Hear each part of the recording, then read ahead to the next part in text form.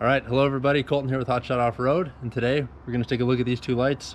Got here the Baja Designs S2 Pro going up against the Baja Designs S1, and we're going to see if the extra $100 cost of the S2 Pro is worth it. But enough of me rambling, let's get going. Before we're going anywhere, we got to fix this.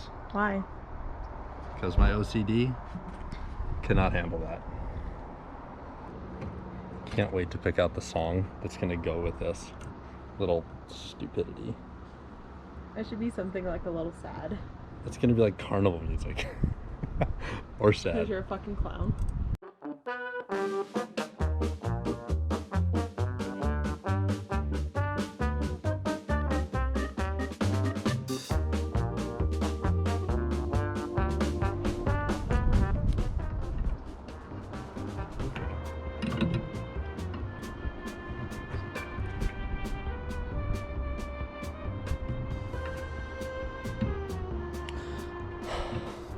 Bezel's upside down. It's gonna stay that way today.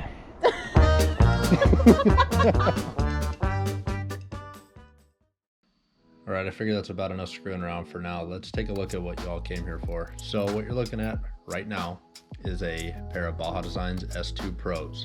On the left-hand side, there is the S2 Pro in a spot pattern. On the right-hand side is the S2 Pro in a wide cornering pattern. I'll use this time to give you guys a little bit of the technical specs if that's what you're looking for, and then we will move on to the direct comparisons here. The camera uses a GoPro Hero 8 Black, shooting in 1080p, 24 frames per second was the native video. White balance has been corrected to 4000 Kelvin. I find that to be the most color accurate for these lighting comparisons at night.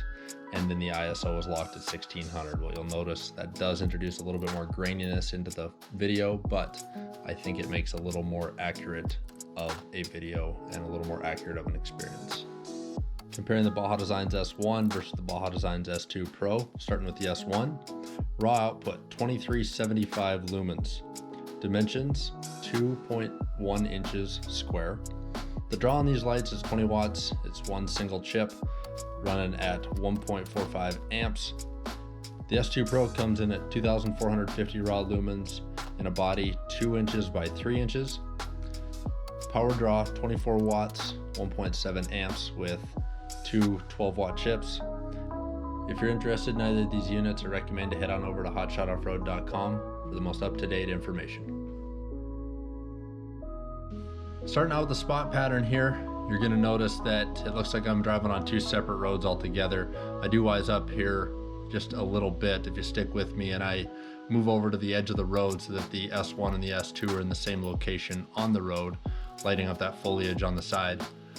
From inside the cab, what you notice is just the S2 is a little bit brighter all around. The spec sheet doesn't show that it should be much, but I believe the two elements combined are just providing a little more coverage out there. What you'll notice is that the S1 does seem to have a little bit cleaner of a spot pattern, albeit very slightly.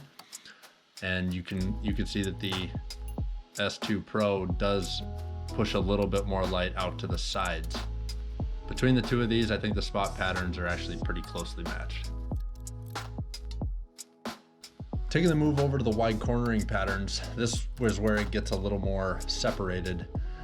Comparing the S1 on the top to the S2 on the bottom, the S2 was quite simply better across the board. It provided more light outward and forward. So if you take a look to the left side of the road to the trees on the far side, you can see that the S2 lights them up, whereas they're barely visible with the S1.